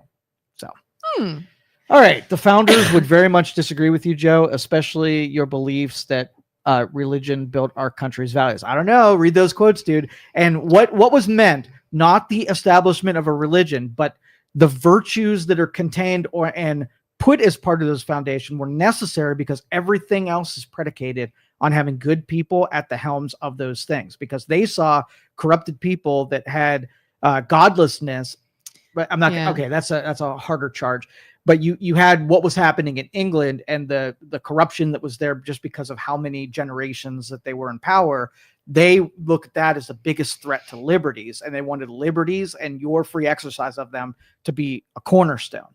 And I don't say that an established religion, but at least, like, if you're an atheist and I'm a Christian, right? You're going to ask me, like, what about your religion as Christian do you think should be foundationally? So I'll ask you something that we can share, even if we don't share the same religions. Do you think you should be able to murder people? No. It's a Christian belief, right? But we could both agree, whether or not you're a Christian or not, that you shouldn't murder people. That's probably good for society. Yeah. Should you covet? No. Okay, we both agree. If I didn't tell you that I was talking religion and I put the 10 commandments up there, like 7 of those. Yeah, I would even use a different word other than covet, because that sounds religious-y. Whatever. Put it in terms. But we can agree there are standards that are foundational in religions that you can use, not even tell the person that they're agreeing to on religious authority, but just on a standard of, I don't know, civil virtue is what you would call it. And so that we benefit right now from having all of those hundreds of years of it being part of a community. When you wash that out, we have not seen, right, where the next generation that is free from secularism and has a gray area response of what virtue even is, of what our foundations will look like. Will we pick off things that are necessary and mandatory for us not to be a civilization on the decline and part of a downfall? Or, will we at least acknowledge that there's probably a good reason that we can all agree on as that standard? I'll pull the religious bent in there, but you don't have to. Is my end. Yeah. Multiple wives also have children, and their psychological effects being the only debate for should it be legal. Also, the question of consent being many married versus young in reference to Utah. But married young. And that's the question of like, what do you allow someone to self-condemn? Okay, so if you have a bad habit, and as long as your bad habit doesn't affect other people, you can go into your back room and do all bad habits as long as it only applies to you. But when you have the institution, the state, pick up, 4 people, you have 42 million people on SNAP EBT that can't feed themselves, right? Yeah. Do you have interest in creating more people that are dependent on you to put on SNAP EBT? That's the only reason that someone, if you make bad decisions and it leads you to a place where then I have to pay for your bad things, I've checked the box of now your decisions are affecting me and you can't do them anymore. Yeah. So if wives and children psychologically, if they self-condemn and it's only they're holding the risks and liabilities, I'll never know about it. So as long as you don't let me know about it, I don't care. Yeah. If you want to, if you're a legal aged adult and you want to go buy booze and get wasted at home, that's on you. But the moment you get in your car and you go out into public wasted, not allowed to do that. Nobody will judge you until there's a dependence that you can't participate. So if you get wasted and then your job is to come on Saturday and help me rake leaves, I don't care that you get wasted, but that doesn't, you don't get to shirk the responsibility of the dependence on you helping me with something. If you say, I'm a raging alcoholic, I can't get my butt to work, and so I'm going to go ahead and just collect assistance. So yeah, you can lecture people on it. Like, hey, you know what? If you take multiple wives, it's harder to keep the sacred nature of the institution of marriage and make it actually feel the benefits of that, because you got too many wives. There's no way a human being can invest in 18 different people, and the psychological returns on the kids that you would have with those 18 wives. You're going to put that in a huge. Once they get into society, they can correct themselves, but while they're under your care, you're going to put them at a big disadvantage when they go to participate on the outside world. And then I can lecture you, but I can't make you choose anything different if you're not breaking a law. So yeah. The bureaucracy has to be paid for major infrastructure projects. That's why it takes so long. Doesn't the Lordstown Foxconn plant have its own power plant on site? I believe that they are. That's what makes them attractive part of town, is that they had huge industrial activities that were happening there, which required a huge amount of power generation. And so if you don't have manufacturing lines anymore that's not consuming that power, it's usable by something else that comes to town. That's why they are such a good candidate, because they have utilities already. Joe, I got blocked by Tito campaign after I tagged Isaac. Yeah, they're not a real big fans of the MLO bros. Let's see. What are the viewership numbers though? What are the viewership? Is that between MLO bros and us? You do not want to know, because that will be, I would say 5-1. For every viewer that we have talking academics, and they have 5. I would say I am sure MLO bros have more. Now, granted, yes, in our defense, since we talk about how things are measured, this show is streamed when you and I are on. It's on Youngstown Studio, probably your Facebook page, and then there's a Kelin on Air Facebook page that I have that it's also on. When MLO bros are on, it's this one, yours, Isaac's, Luke's, MLO's page. Is that more? I didn't even count. So yes, it is more heavily distributed. Yeah. But our average viewer listener can stack blocks as 7 high. Luke and Isaac's average user can usually go about 3 or 4 before they start teetering. So there's definitely differences in audiences. And I think the whole shock jock mindset, the Jerry Springer is, people will probably gravitate towards that before they're turning on C-SPAN. It means thank God for Kelin. Yes, Kelin. You thanks, Carter. You up the average here. Mark says, Joe, give Tito Brown a talk show. Tito, and here's my big challenge with Tito.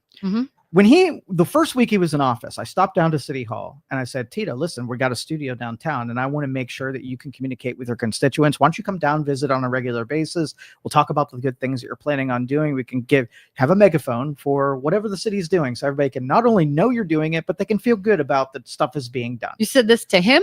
On the first week that he was in office. In his office, hand me his business card. 20-something years ago?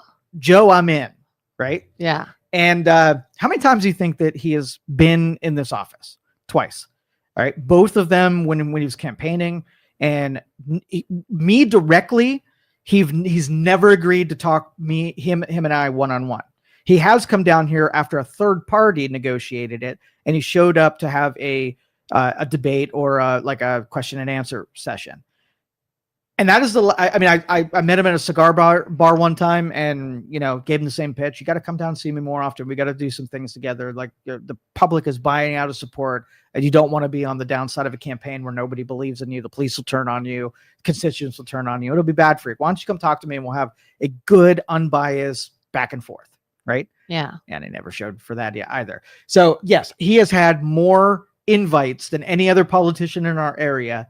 And he has not exercised any of those invites at all.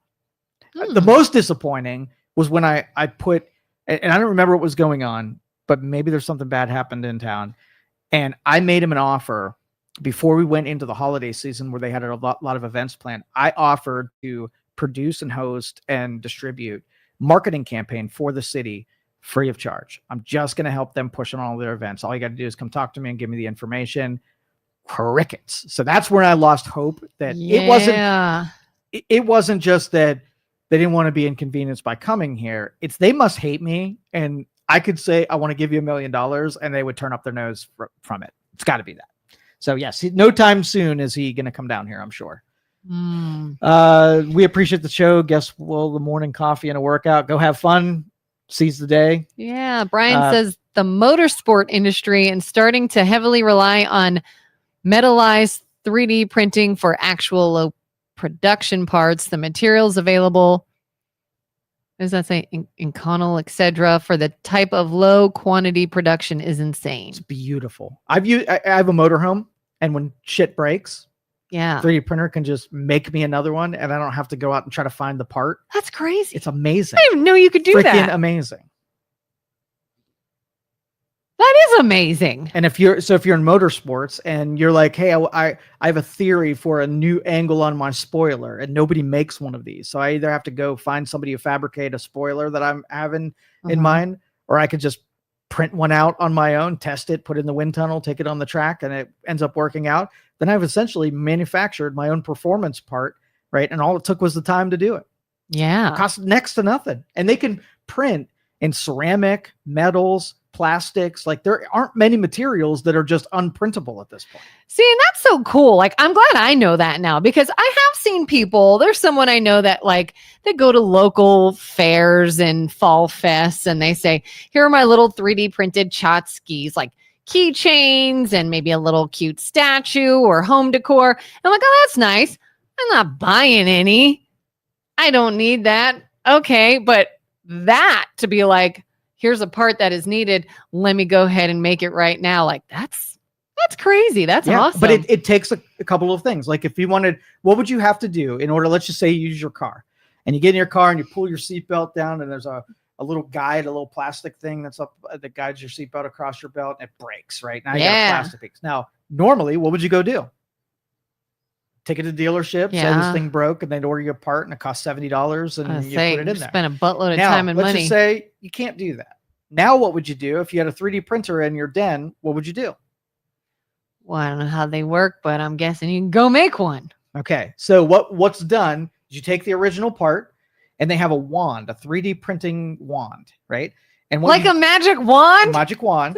And so you lay it out on a background and you take the wand over it and it basically calculates the sizes and it draws it within a CAD program. You flip it over, take another wand and you assemble it in a 3D model. Now the 3D model is the part that you just took off. Now it's in the computer as a whole object, right? And so you dress it up, you take the cracks out of the missing pieces and you make it into a whole thing. Take the CAD drawing and you send it down to a 3D printer and it just replicates whatever it was given in that drawing.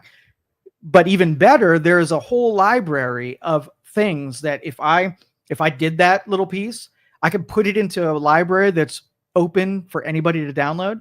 And so I would first, before I did my 3D printing one, I'd go look to see if there was a design for that thing already. I just download it, throw it in my 3D printer, and it prints out what I'm looking for, free of charge.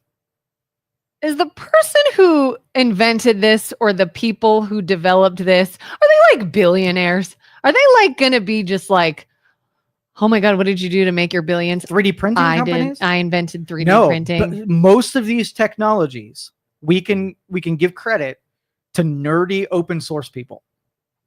Because you know what's funny? If someone's like, yep, I was the founder of 3D printing. It came from my brain. I did this, I did that. Look what it morphed into. And now we have this industry and I've made billions off of being able to have everybody help themselves. And then you know what we would do?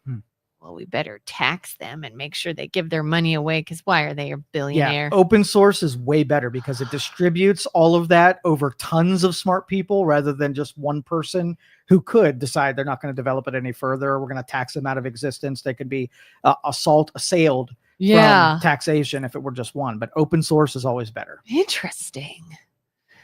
Did Tito give any kind of concession speech? I don't know, but we will cover it if he does. He did. I saw on the news this morning, he said, I've been doing this for a long time and the people have spoken. And if they'd like to go in a new direction, then I support that. And thanks for all the years. But hey, it's time for new, fresh ideas. And I support that. And I think he said he's considering coaching Youngstown City football in the future. And Carter says, Joe and Beatrice predicted Tito would win. What do you think happened? All right. I've been around politics my entire adult life. And so has Beatrice been around politics. And from a voter standpoint of how things work versus somebody who's been close to campaigns, how things work, I call it the backgate model. And backgate model, we'll go back to our motorsports and racing thing. So when you go to the racetrack, okay, and you look up at the stand, it's packed. And you think, wow, people really love motorsports. And has a huge fan base. Look at all these people that are buying shit and whatever. And then you go into the pits and look at the cars, right? And the cars have a driver and maybe a pit crew, but also they have family and they have friends and they have sponsors and whatever, right? And the racetracks are like, hey, you know what? We're going to put cars on our track that have a bunch of people that get involved. So we run these high-end modifieds that have like 2 people that show up, and they're really just corporate. So we get like 2 people that show up in this car. But these stock cars, like this is something that somebody can put together in their garage, and they had probably 50 people involved in putting that car on the track. We're going to invite hundreds of those. And then those people show up to watch their guy on the track that they helped build that car. We fill our stands through the back gate rather than the front gate, right? Politics works very similar. The people who vote for you aren't necessarily authentic, just casual voters. There's a group of people who have loyalty to something. So let's just say somebody's pro-union, right?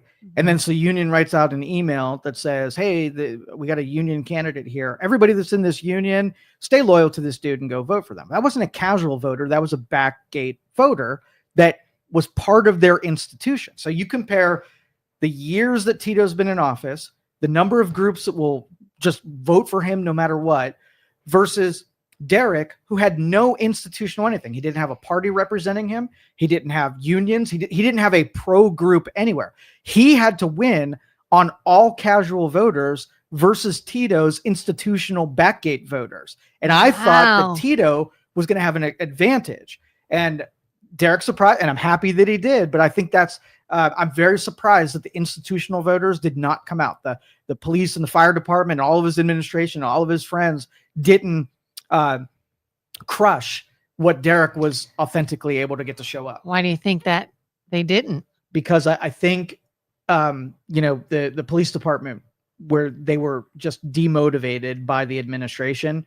So if all of those people are like, I know I'm supposed to vote for him, but I don't even like him that much, and he doesn't do anything for me. I'm not going to vote for the other guy, but I'm just not going to vote. I think there was a lot of the apathy came from nobody was excited about Tito. That's what So do you think even politics on all levels, even like federal or national or whatever, really they're more trying to see who can I capture as being that back gate? That the rest politics. Of you, the actual citizens of the United States. Well, that is where we're at. So like, let's just say the Vindicator, right?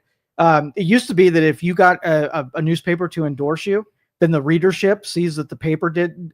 And I don't know enough about politics to know whether or not I should vote for this mayor, but the Vindicator did, and I read the Vindicator, so I go vote for it. So it's a captured audience that then does what that institution says.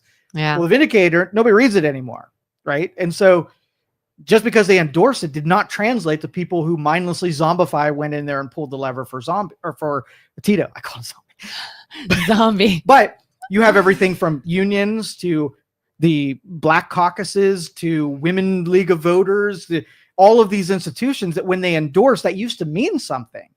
And how many of those institutions publicly went out and said, vote for Tito, he's our guy? I didn't hear any.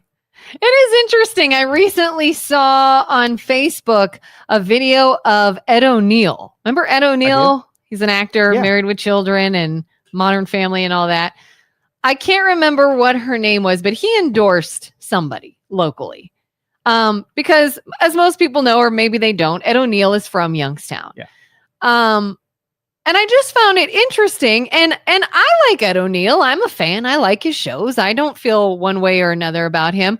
But I couldn't help but wonder, does he have enough pull in this area that his endorsement means something? I don't know. But I found that interesting. Like, how long has it been since you've been in Youngstown, Ed? Like, and no offense, again, I like him. But other than Modern Family, how long has it been since you've even done anything? But it's like, I'm going to use any pull to sort of endorse. And I feel like that is more of a politician's game than actually having anything that makes sense in reaching out to the people. Yeah. Yeah. But it was no cost to Ed O'Neill. He can say it. It doesn't cost him anything with his career or whatever. Yeah. And if somebody local said, hey, you've got a good audience, let me rent your endorsement, and you throw him a couple bucks or do something for him, and he says, why would he not? You speak to that older generation that remembers Ed's work. Right. And yeah, he carries some weight, and it's a worthwhile, zero downside, and there's enough people that still know him that could have asked him to do it. So absolutely. Yeah, but you know, that again, that's another thing that is concerning of how much a contagion, how susceptible people are to inherit their beliefs from whoever tells them. So the authorities, what people will follow mindlessly because they don't know any better, right? Yeah. And so like when we were growing up, there was a lot of cultural things that we saw celebrities do, and then we watched people in society do those same things. We watched the Kardashians do, and it just contagion going right down through society. Yeah. And you can say influencer is an actual career path. And so how mindlessly people will follow those trends made its way out of pop culture and went into the political culture, because you have those same mindless people that are they like to feel smart, they like to feel like they're engaged, but they're still using the same sense of logic, right? Where I saw Michael Jackson wear a leather jacket, and so I wear a leather jacket too. I can control the shit out of you when I know that you didn't make that leather jacket selection until somebody who was an authority on fashion, even not a good authority on fashion, not even smart, not even really should be in an authoritative position at all. Yeah. But you will go like, Ed O'Neill told me to vote for Tito Brown. I like him. Tito Brown. Yeah. Yeah. That's disappointing. But as soon as you know that that's the case, you then choose to do it too, because it's extremely effective. That's true. Would love for you guys to dedicate an hour or so towards open source. I would. And it's sort of like when I talk about Bitcoin or any high technology, the viewers erode when we start talking to high academic topics like that. I've tried it in the past. I would be more than happy. I think maybe we should do a separate segment where I talk about open source. I don't even know what that is. Huge believer in it. So I don't know if I could even. There's traditional concepts, right? Yeah. Elon is an open source guy, and that's I have a lot of respect for it. And through the Industrial Revolution, we have more patents during the Industrial Revolution where I had an idea, and then so I would protect my intellectual property so that you couldn't just take the idea that I came up with and manufacture it and benefit from it. So that's a closed source where I thought of it. It's mine. If you want it, you got to license it or buy it. That's it. Yeah. Open source is the opposite of that, where I'm going to have an idea and I'm going to circulate it to as many people as I possibly can. So lots of people can create and they can make revisions of it, make alterations of it. And then so you've got thousands of people working on a concept rather than you and what you were capable of doing. In a closed source system, not every idea ever makes it to the shelf, because it might be that was a good idea, but you lack something in your arsenal to be able to develop it in the marketplace. So you gave up on it. Open source usually gets out there and there's so many people working on it that it finds an eventual place on a shelf somewhere, even if one individual didn't make all the money or get all the notoriety from it. So is this sort of like the argument of like who invented electricity, or not electricity, but maybe I'm thinking the light bulb, where everyone's like, oh, he did it. No, he did it. Oh, well, he got credit, but he actually did it. It's kind of like, well, what did the original thought? Where did that go? What did you do with it? Mm-hmm. Was it a usable product, or did somebody pick up the mantle and legally keep adding to it? So that would be a little more open source. But Edison was a very big closed source guy. Lots of patents filed in his name to keep it exclusive to him and his creators. Thankfully had a great engineering and great laboratory scene. So a lot of those products did make it to the scene. But if you had one guy that didn't have access to resources and didn't have the ability to take it to fruition, it would have died with the original concept. So 3D printing becomes a concept. Here's an idea I have. Here's some potential. I'm kind of stuck on what else to do. Allow someone else to come in and be like, ooh, I love your research. Let me build on it and bring it a little further. Yeah. And even a hybrid model where you take something like for teachers, for instance, they every teacher writes up their curriculum or whatever they're going to be teaching for that year. So you have a lot of redundant work happening where there's tons of teachers working on the same grade level at the same, cities or states.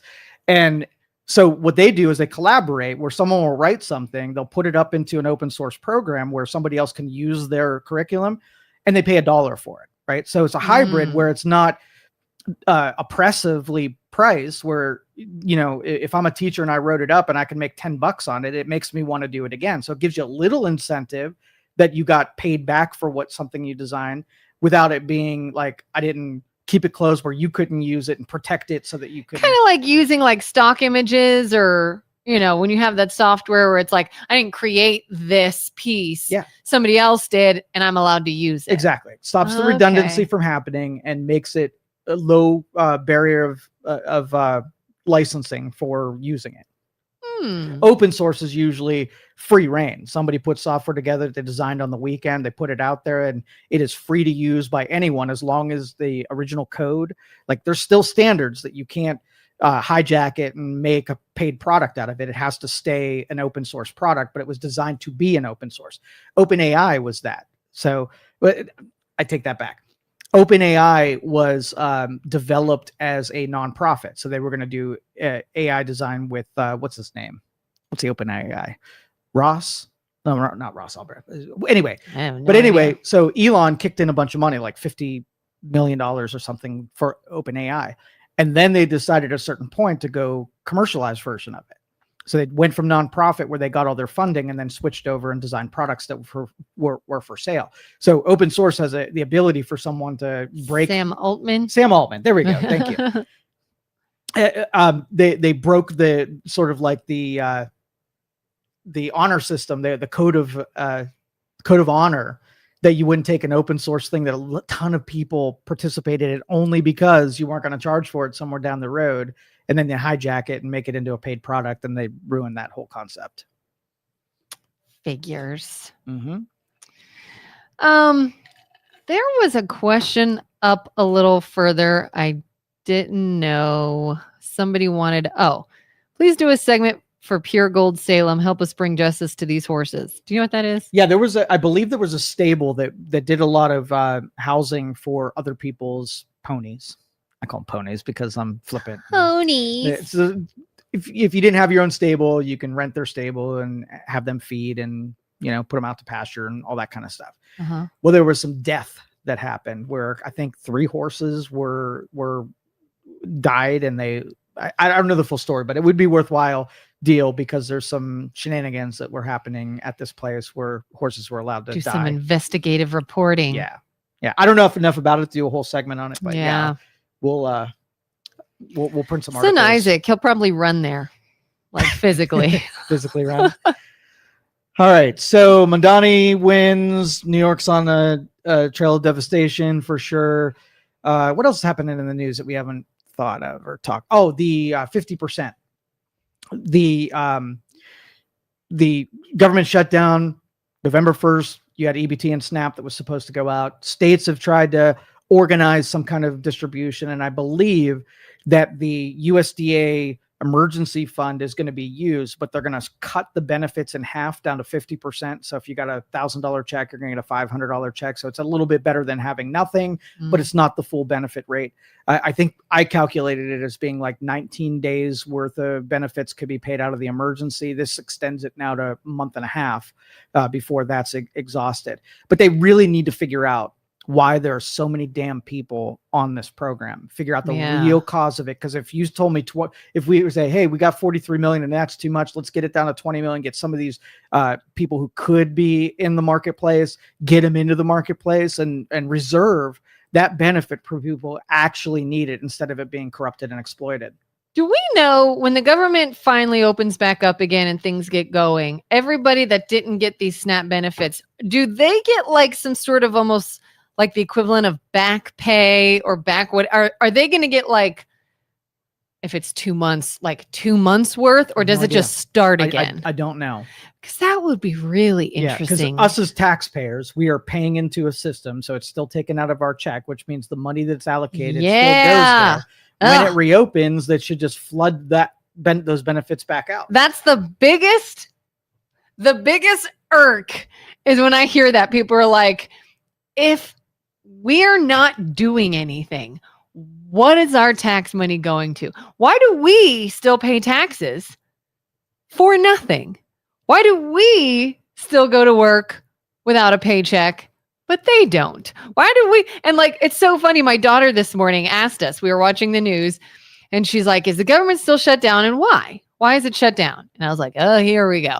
And my husband's going on this long explanation and this clean CR, and then these people had to vote, but then this happened and they want this and they want this. And I went, listen, long story short, simplest answer, two sides are fighting and the American people are being held hostage. Yes. Two sides can't get their shit together. Mm-hmm. Neither wants to budge. They're fighting like children and there's nothing we can do about it. So what do you do to protect yourself from this? You don't rely on the government. 100%. That's the best advice you could have given them. I looked at both my kids and I said, get a job, don't have babies before you're married, graduate high school, and don't do drugs. And you may not have to worry about this. Yep. I'm like, one other time we had to worry about it because my husband was active duty. He was military. And luckily it was a very, very short shutdown. USAA covered them, so we weren't as affected.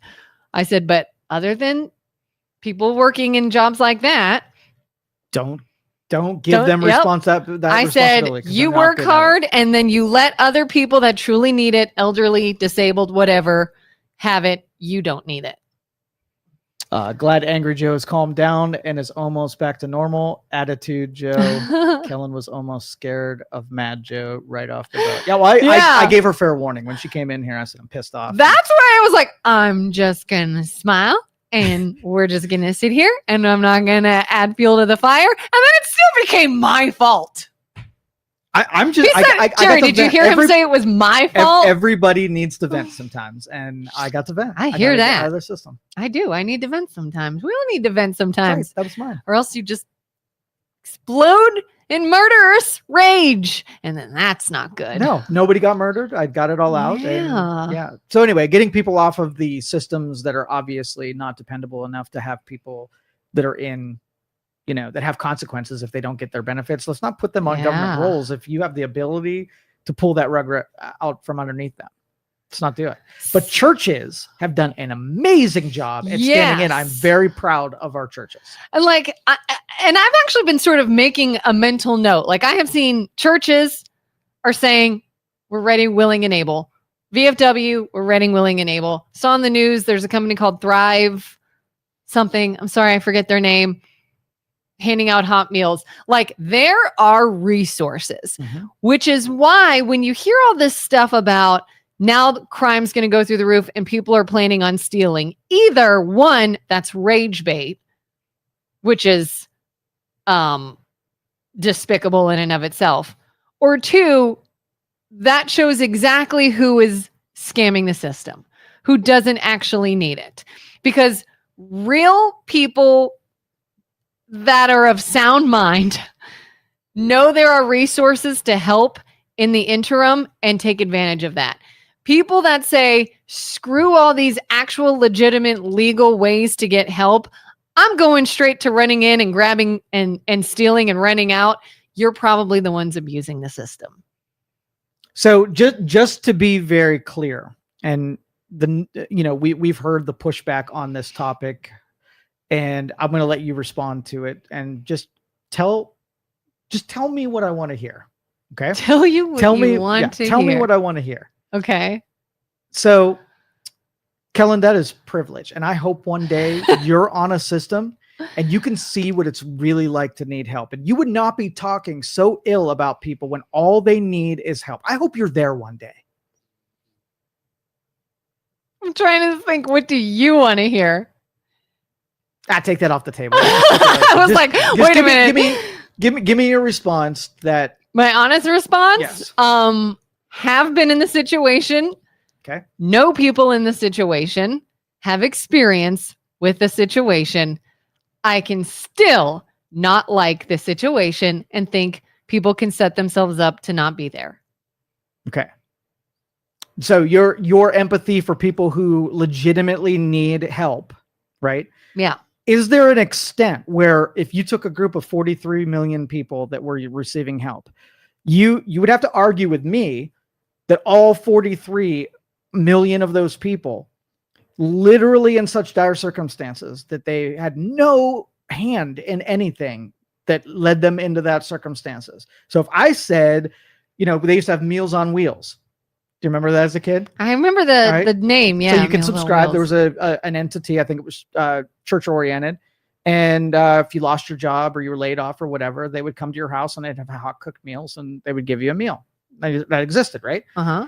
Couldn't do Meals on Wheels today because literally it would just be too many people would swamp a system that doesn't make it mathematically even possible, right? You can't, There's so many people that are in that pen. You're not dealing with a minority, you're dealing with a majority. And so you can't do what individuals are really good at helping other individuals. So there's just a few of them that totally works out. But once you put scale on there and you make it a concentration of people that need help, then it's not help anymore. It's just another dependency system. And so my objective is to get a real number with how many people live amongst us that really are just in a bad spot. I don't believe it's 43 million, but maybe it's 10 million. And now we're working with a number that is doable if we can get the ones that aren't supposed to be there out of the way. Then I get the Meals on Wheels trucks going again, and I deliver to the people who should be there, and it's not their fault for being there. Yeah, everybody wants this all or nothing mindset. If you in any way criticize any part of it, well, clearly you hate children and elderly and the disabled. Yes. And it's like, I can disagree with some of it while still supporting some of it.